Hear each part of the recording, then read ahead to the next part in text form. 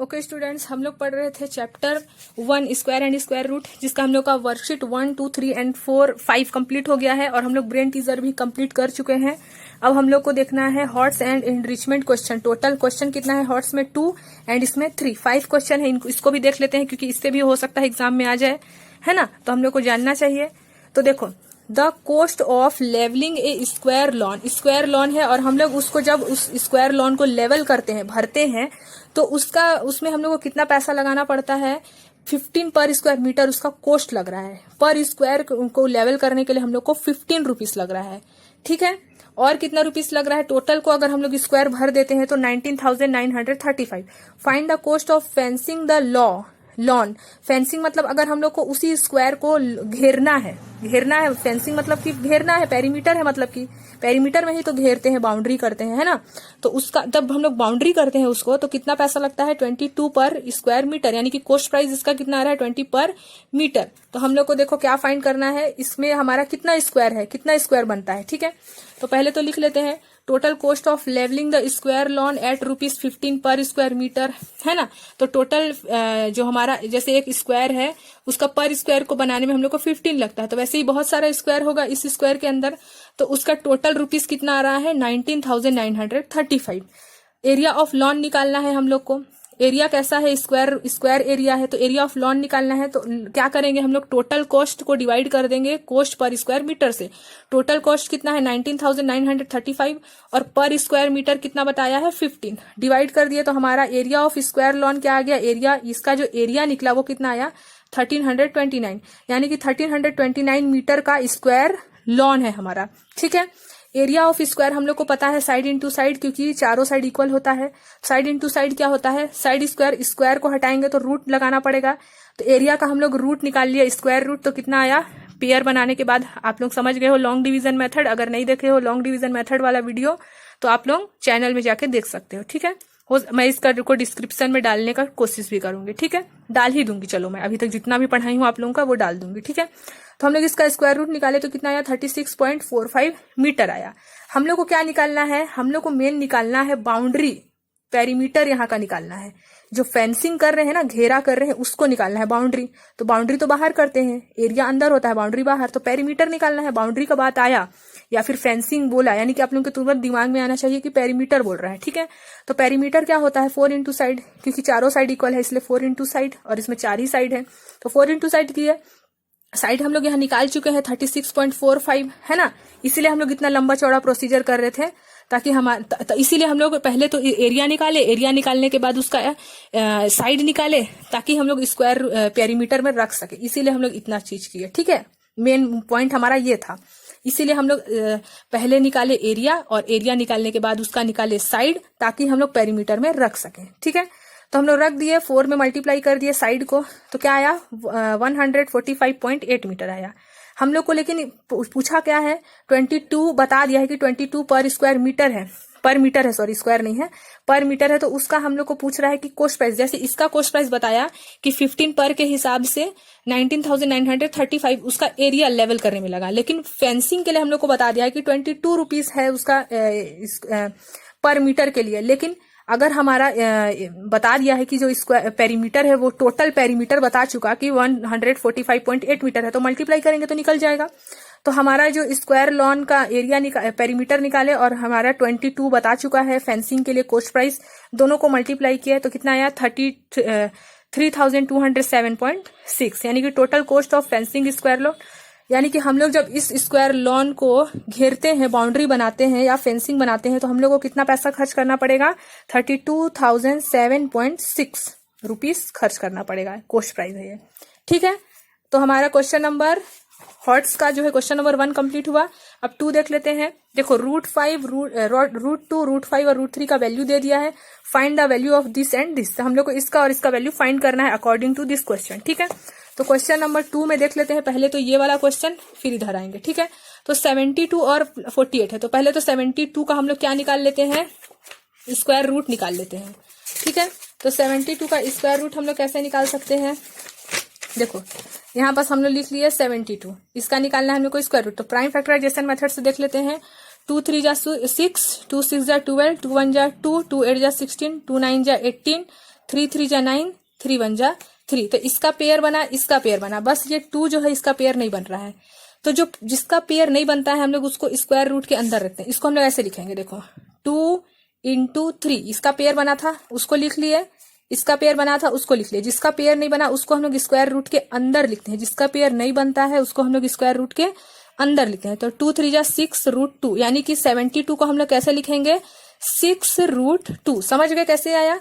जिसका पेयर बना उसको 1 टाइम्स, 2 का पेयर 1 टाइम्स बना इसलिए 1 टाइम्स, 3 का पेयर 1 टाइम्स बना इसलिए 1 टाइम्स, और 2 हमारा सिंगल बच गया इसलिए उसको रूट के अंदर। तो 2 3 जा 6 और रूट 2, यानी कि 72 को हम लोग कैसे लिख सकते हैं, 6 रूट 2, वैसे लिख दिए हैं। अब 48 का भी वैसे सेम निकालेंगे, 48 का भी प्राइम फैक्टराइजेशन मेथड से 2 2 जा 4, 2 4 जा 8, ठीक है। 2 1 जा 2, 2 2 जा 4, 2 6 जा 12, 2 3 जा 6, 3 1 जा 3। तो इसका भी पेयर बना, इसका 3 नहीं बना, यानी कि 3 जो है वो स्क्वायर रूट के अंदर आएगा, और 2 का पेयर एक बार बना है और 2 का पेयर और एक बार, यानी कि 2 बार बना है, यानी कि 4 रूट 3 लिख सकते हैं हम लोग 48 को। तो देखो यहाँ वही लिखे हैं 4 रूट 3।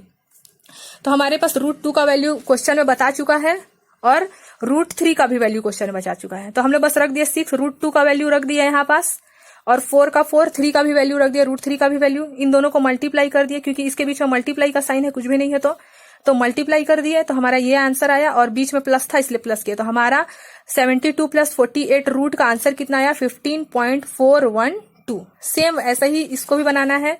125 का हम लोग पहले निकाल देंगे प्राइम फैक्टराइजेशन मेथड से, तो आ जाएगा 5 2 जा 10, 5 5 जा 25, 5 5 जा 25, 5 1 जा 5। इसका पेयर बना, इसका नहीं बना, तो पेयर, जिसका पेयर नहीं बना उसको स्क्वायर रूट के अंदर, जिसका पेयर बना उसको बाहर। तो एक ही बार बना था इसलिए एक बार लिख दिया, यानी कि 125 को हम लोग लिख सकते हैं 5 रूट 5। अब 64 का तो बनता है हमारा 8 8 जा 64 होता है, इसलिए हम लोग को उसको कुछ नहीं करना है, 8 लिख दिए। 64 का हमारा आंसर आएगा ना, 8 ही आता है।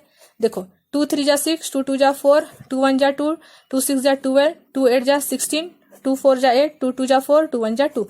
तो पेयर बना हमारा 1 टाइम्स, 2 टाइम्स एंड 3 टाइम्स। तो 2 2 जा 4, 2 जा 8, तो 8 तो आ ही रहा है हमारा 64 का। तो जिसका पेयर नहीं बनता उसको इस टाइप से लिखते हैं, जिसका पेयर बन गया वो तो आ ही गया। रूट 5 का वैल्यू हमारे क्वेश्चन में दिया हुआ था, है ना।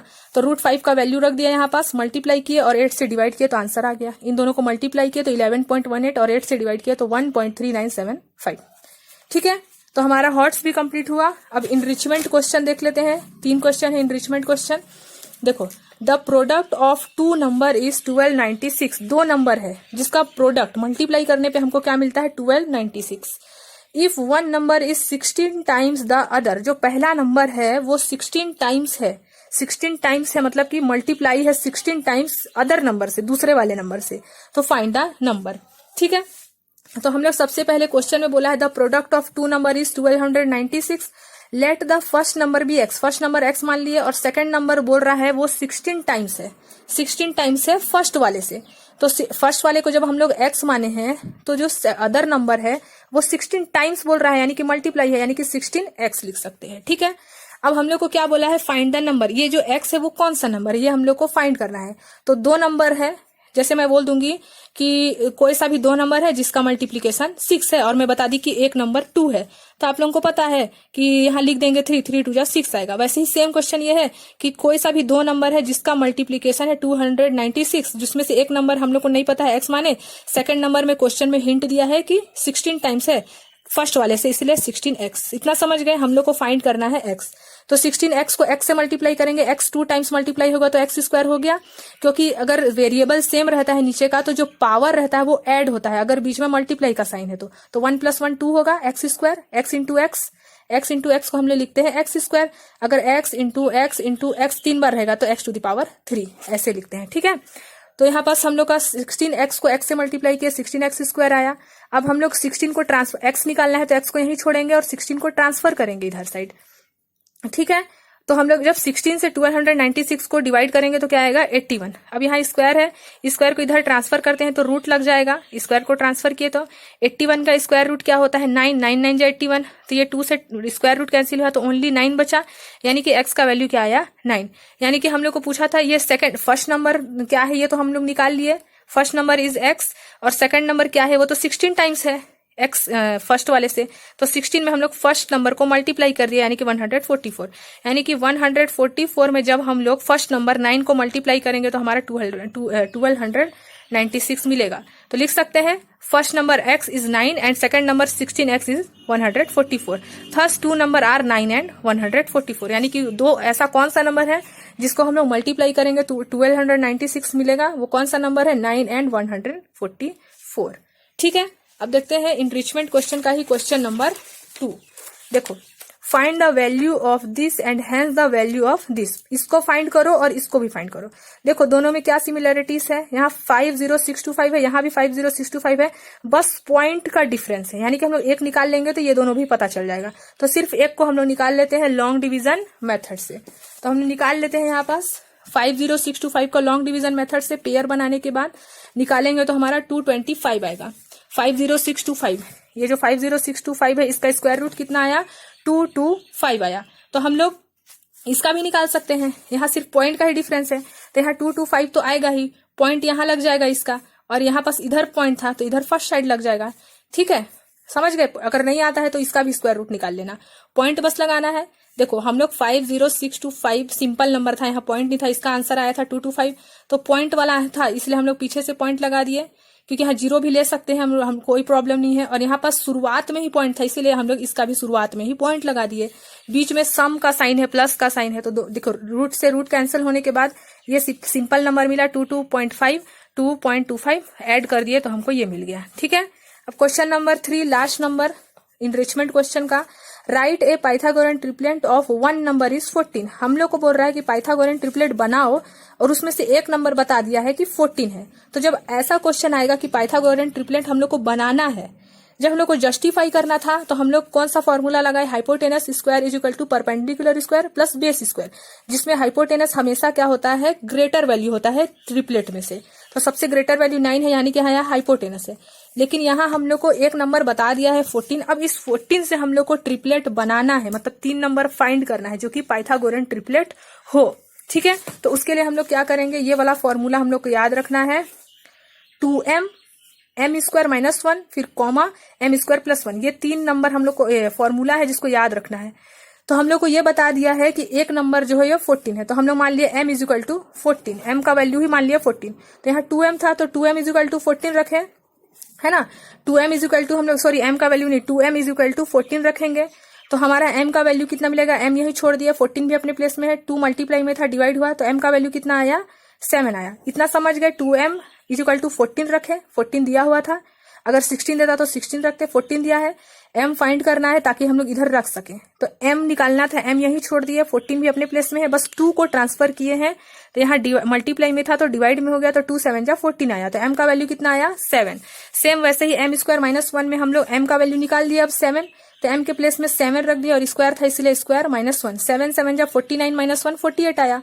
यानी कि फर्स्ट वैल्यू ट्रिपलेट का 7 आया, सेकंड वैल्यू 48 आया। अब थर्ड वैल्यू के लिए m स्क्वायर प्लस 1 करना है, तो m स्क्वायर तो हम लोग 7 निकाल चुके हैं, स्क्वायर है इसलिए स्क्वायर यहाँ भी प्लस 1 का प्लस 1, तो 7 7 जा 49 प्लस 1 50, यानी कि ये 50 48 एंड 7 48 एंड 50 ये क्या है? पाइथागोरन ट्रिपलेट है, जिसमें से सबसे बड़ा वैल्यू 50 है, यानी कि ये हाइपोटेनस होगा, और बेस और परपेंडिकुलर कोई सा भी ले सकते हैं। समझ गए? तो कभी भी एक वैल्यू दिया होगा और बोलेगा कि ट्रिपलेट फाइंड करो, तो ये वाला फॉर्मूला याद रखना है, 2m m square minus 1 m square plus 1। सबसे पहले क्या करना है? 2m को इक्वल करना, जो भी वैल्यू होगा उसके m का वैल्यू निकालने के बाद इन दोनों में पुट करना, तो हम लोग को तीनों ही वैल्यू ट्रिपलेट फाइंड हो जाएगा। ठीक है, तो ये जो हमारा चैप्टर 1 था आज कंप्लीट हो गया, है ना।